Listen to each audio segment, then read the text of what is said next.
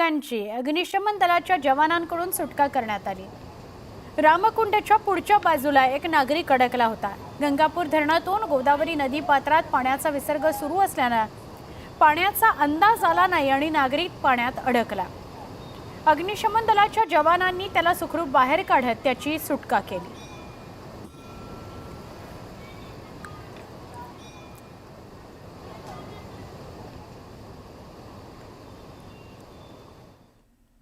आता आपण बघूया सुपरफास्ट बातम्या।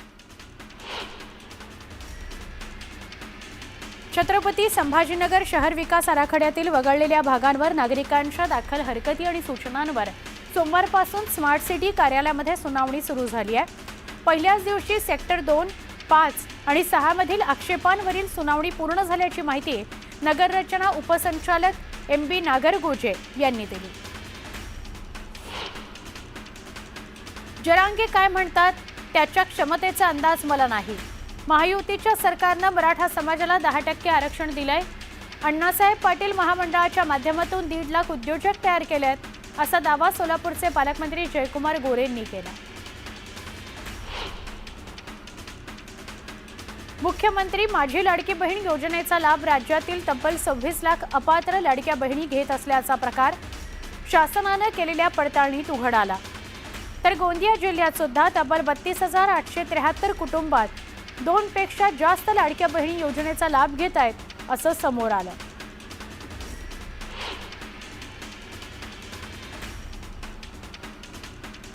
गोंदियामध्ये रब्बी हंगामात जिल्हा मार्केटिंग फेडरेशनच्या धान खरेदी केंद्रावर धानाची विक्री करणाऱ्या शेतकऱ्यांचे 239 कोटी रुपयांचे देयक गेल्या 3 महिन्यांपासून थकले। खरीप हंगाम अर्धा संपत आला तरी देयक न मिळाल्याने शेतकऱ्यांची आर्थिक कोंडी झाली।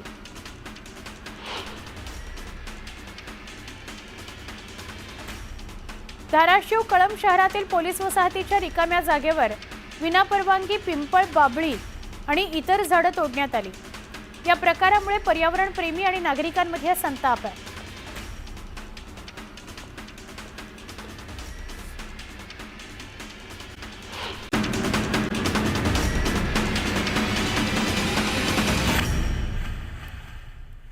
बुलेटिनमध्ये स्वागत। आता सुपरफास्ट बातम्या।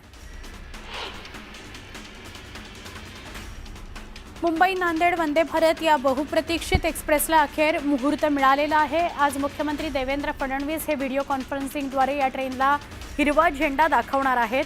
त्यानंतर 28 ऑगस्टपासून ही वंदे भारत ट्रेन आठवड्यातून 6 दिवस नियमितपणे धावणार आहे। मुंबई जालना वंदे भारत एक्सप्रेसचा नांदेडपर्यंत विस्तार करण्यात आलेला आहे।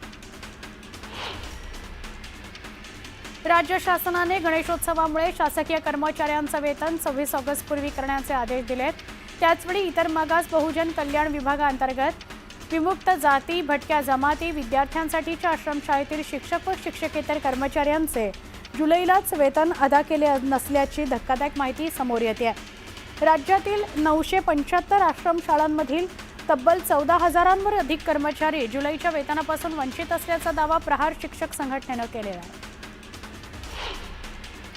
बदलत्या तंत्रज्ञानाचा आणि कृत्रिम बुद्धिमत्तेचा उपयोग पुणे पोलिसांकडून यंदा पुरेपूर केला जाणार आहे। गणेशोत्सवादरम्यान गर्दीचे व्यवस्थापन हे वेगवेगळ्या AI साधनांच्या मदतीने केले जाणार आहे। राज्यातील अंशतः अनुदानित शाळांवरील 52,276 शिक्षक शिक्षकेतर कर्मचाऱ्यांकरता 1 ऑगस्टपासून टप्पा अनुदान मंजूर करण्यात आले आहे। 2024-25च्या संचमान्यतेनुसार पटसंख्या आणि शिक्षक शिक्षकेतर कर्मचाऱ्यांची पदं ग्राह्य धरली जाणार आहेत। पटसंख्या कमी झाल्यास पदं कमी करण्यात येणार आहेत। ते अधिकार शिक्षण संचालकांना असणार आहेत।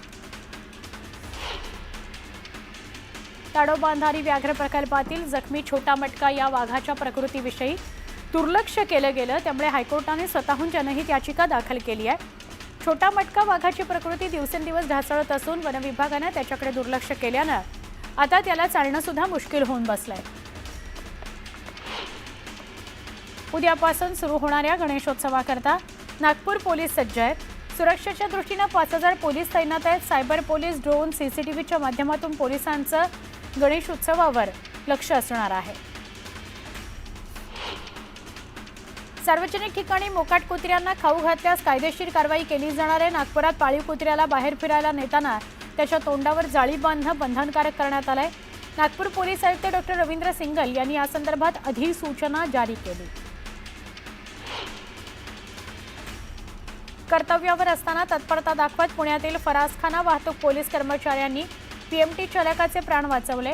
लक्ष्मी रोडवर पीएमटी चालवत असलेले ड्रायव्हर अनिल अंबोरे यांना हार्ट अटॅक आला होता। त्यानंतर तातडीने पोलिसांनी धाव घेतली आणि त्याचा जीव वाचवला। गणेशोत्सवाकरता कोकणच्या दिशेने रात्री हजारो वाहनं रवाना झाली। रात्रभर हजारो एसटी बसेस खासगी वाहनांची रेलचेल मुंबई गोवा हायवेवर सुरू होती। खासगी वाहनांची गर्दी होती। यावेळी वाहतूक सुरळीत होती। यामध्ये पोलिसांनी भूमिका चोख बजावली।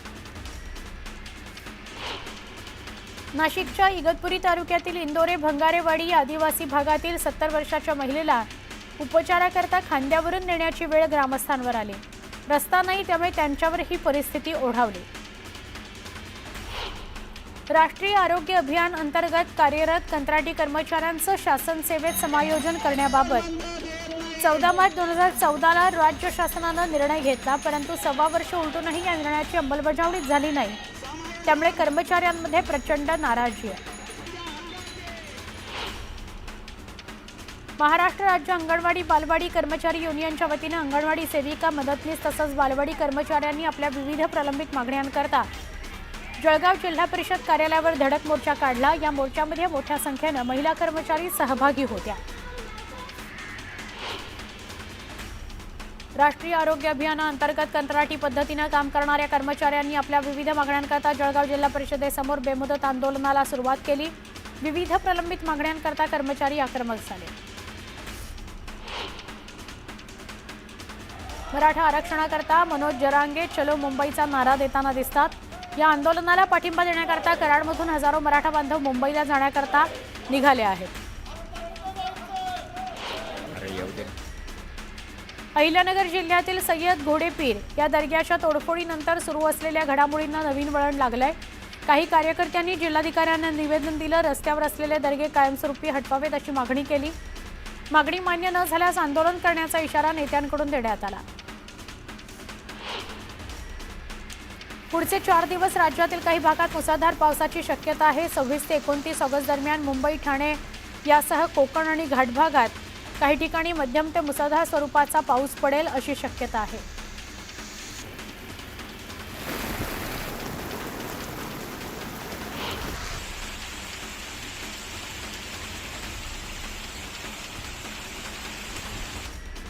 सातारा जिल्ह्याच्या पश्चिम भागात पावसाला पुन्हा सुरुवात झाली आहे। धरण पाणलोट क्षेत्रात चांगली हजेरी पावसाने लावली आहे, त्यामुळे धरणात आवक पाण्याची वाढू लागली आहे। कोयना धरण साठ्यातील 101 टीएमसी वर तो साठा गेलेला आहे। कोयनाचे दरवाजे 1 वरून 2 फुटांपर्यंत उघडावे लागलेत आणि पाण्याचा विसर्ग सुरू करावा लागला। खडकवासला धरणातून पुन्हा विसर्ग वाढवण्यात आलाय। पुन्हा वाढलेल्या पावसामुळे खडकवासला प्रकल्पातील धरणांमध्ये पाणीसाठा झपाट्याने वाढतोय। खडकवासला धरणातून 8517 क्युसेक पाण्याचा विसर्ग केला जातोय।